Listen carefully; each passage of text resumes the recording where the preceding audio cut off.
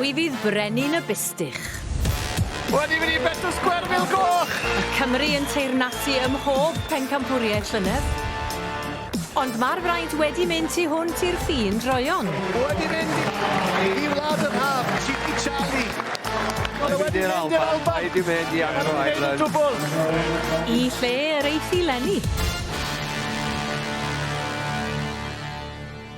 Wel, mae Pencampwriaeth y Bustych wedi cychwyn tu ôl i ni yma ynghylch y gwartheg, a dwi'n cael cwmni Alaw Evans o Gricieth a Sioe Eilir. Ni'n edrych mlaen at hon yn fawr iawn hefyd yn dyn ni, Alaw. Mae'n wledd eto i ni weld yn y cylch gwartheg, gymaint o Bustych di dod ymlaen. Mae'n mynd i fod yn sialens a hanner i'r beirniad, dwi'n meddwl, prwma. Bos na coni bai, a Sioe Bustych o safon hefyd yn does. Oes, da iawn, chwarae teg, fath ar heffrod yn blaenorol. A chybod, dydy rhywun ddim yn dueddol o weld Bustych yn aml iawn rwan yn dod i'r brig. Na. Ond chymod... Dwi'n di digwydd ers aml i flwyddyn. Na chdi. Dwi'n cofio newydd Bryn, bydd o'n beirniadu yma yn 2016. Mi roth o Bustych o'r Alban i fyny, ac dwi'n cofio hwnnw yn Bustych reit unigryw. Y Bustych penol gwyn. Ia, Cwmffon Wen yna fo. Yr traddodiadol Cwmffon Wen, ia. Ddim yn aml iawn, da chi'n gweld re efo Cwmffon Gwyn? Tydyn nhw ddim na, oedden nhw ffasiwn iawn rai blynyddoedd yn ôl. Dwi'n cael y sawl un acw. Lot yn deillio allan o'r hen fryd Charolais oedd o gwmpas bryd hynny, ond na. James Crichton o Cumbria sydd yn beirniadu. Dyna fe, neu dylen ni wedyn un o'r beirniad. Mae yna ddau wrth gwrs, a dyna'r llall i chi. Mae yna Mike Rowlands, fferm Dolwen, Llanidloes. Y ddau yn dod ynghyd ar gyfer y Pencampwriaethau yma, Pencampwriaeth yr Heffrod a'r Bustych. Mike yn gweld y Bustych nawr am y tro cyntaf, achos beirniad i'r Heffrod oedd e ddoi yn dyfe, felly mae'n gyfle da i fe nawr i gael ei ddwylo arnyn nhw.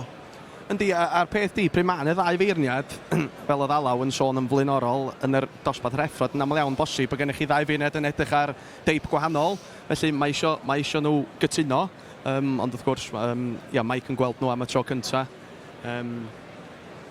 Mae'n eitha gwledd i James hefyd, weld i'w line-up yn dydy. Ydy, ti'n iawn. Mae gweld ffrwyth i lafur o ddoe o'i flaen, lle, ac wrth gwrs mae o'n gyfle i Mike ddod yn gyfarwydd efo'r gwartheg a gobeithio dod i gytun y ddau nhw efo'i gilydd efo 6 fydd yn symud ymlaen ar gyfer yr dewis dwytha.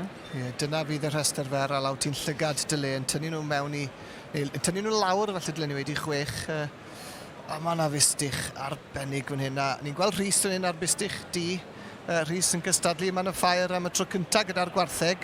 Y boes y moch i nhw wedi bod, a maen nhw dal yn cadw moch wrth gwrs yn rhoi'r air.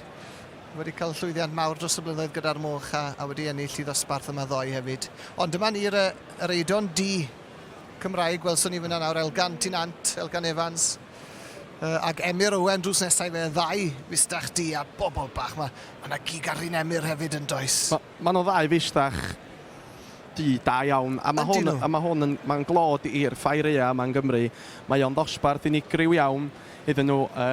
Dwi'n nabod Emyr yn rei da, mae o'n gweithio fyny yn yr auction yn Llanelwy, a mae di wneud o Bustych mor fawr yn pwyso yn o agos i 800 kilo, mae o'n dal, mae'n cario i bwysau mor dda ac yn symud y dda o Bustych mor drwm. Mae'n anferth Alaw yn dweud. Wel, chwa be, mae o'n arbennig bod nhw wedi medru cael digon o niferoedd i fedru splitio'r dosbarth. Dwi'n meddwl bod hynna'n arbennig. Dwi'n meddwl bod ni wedi gweld 2 eidion Cymraeg yn y line-up erioed o blaen. A mae hynny'n gefnogol iawn tuag at y bryd a dyfodol y bryd. Heb os nac o'n i bai. Mike Rowlands ni'n gweld fan hyn nawr teun o'r beirniad fel sonio ni'n gweld y Bustych yma ac yn cael ei ddwylo arnyn nhw am y tro cyntaf. A mae'n mynd lawr at Phil Price a teulu Edwards wedyn fyna Dion Edwards, a mae'n dod nôl at Lyn Calcraft yn fyna sydd yn arwen yn dyfe? Un peth sydd yn amlwg o edrych gymharu'r rhes o Bustych i'r Heffrod, mae'r Bustych i weld ar gyfer y taledd yn dipyn trymach na'r Heffrod. Ac o edrych ar y 6 nath nhw dynnu allan yn flaenorol ar gyfer y Heffrod, mi oedd pwysau'n rhywbeth oedd yn dod mewn i ystyried gen nhw. Fyswn ni'n dychmygu o edrych ar y 6 nath nhw dynnu ymlaen. Mae'r Bustych chydig bach yn drymach i weld. Sy'n ni'n cytuno. Ond mae yna dipyn o ffordd i fynd wrth gwrs ym Pencampwriaeth y Bustych. Lot o grafu pen, lot o bwyso a mesur hefyd. Felly dewch nôl ato ni yn y man. I ni'n cyrraedd pen llanw cystadlu Pencampwriaeth y Bustych yma'n Ffairea 2025. Y beirniad James Crichton a Mike Rowlands wedi bod wrthi'n ddygyn a maen nhw'n agosau at ganlyniad. I ni bron iawn yna. A mae Sioe ac Alaw Evans gyda fi o hyd. Lle mae'ch arian chi mynd? Alaw yn gynta? Dwi'n meddwl bod ti'n dasg chydig bach anoddach tro yma yn y Bustych nag ydi di bod efo'r heffrod. Os dyn nhw'n mynd i ddilyn yr un ffurf a steil a'r heffrod, maen nhw'n mynd i fynd am bwysau bach digon cymhedrol yn yr 500, chydig bach, 600. O gwmpas y 600. Ie. Sion?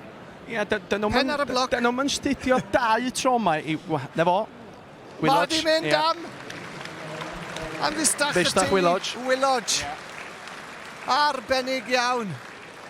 1.46 wedi mynd â hi. Bang on yw ei enw e. A mae'n gradu'r a hanner ydw e.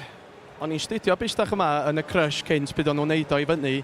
Ac o'n rhyw stamp mwy o ofnadwy arno i ddeu gwir, chymod.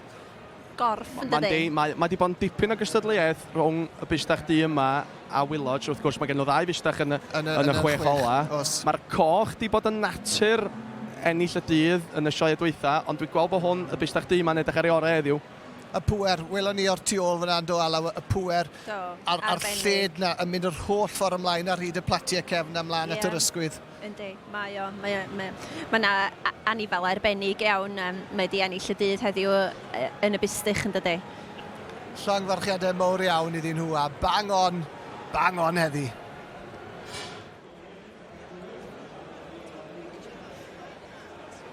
Oh, Paul Tibbets, llongfarchiadau, congratulations. Thank you You had so 2 much. in the short list, incredible. Yeah, brilliant. We had two in the short list, both homebred, so that's special. Makes it extra special, doesn't it? Yeah. So yeah, to see him being born and then to this point, it's what it's all about, really. What makes Bang On so special, do you think? He's just got that bit of X factor. He's a bit stylish. He's got a bit of attitude. You know, he's what you want in a show beast. You know, we like to produce show cattle that present themselves and show well, and he's got that in abundance. And winning at the Winter Fair is always a special occasion, I'm sure. It's a special place to come. You know, the atmosphere, the crowd, and the stock obviously is second to none. So absolutely, it's good to be here.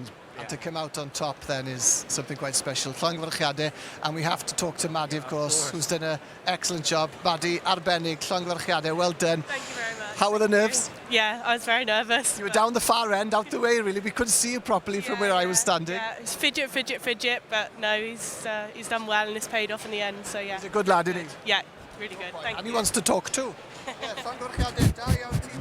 No, wonderful, congratulations, guys. Oh, and he wants a kiss, does he? He thinks it's a lollipop. Hey, congratulations, and good luck now, of course, in the main championship. See how it goes, isn't it? Okay, yeah. We'll see. Diolch yn fawr. Cheers, thank you.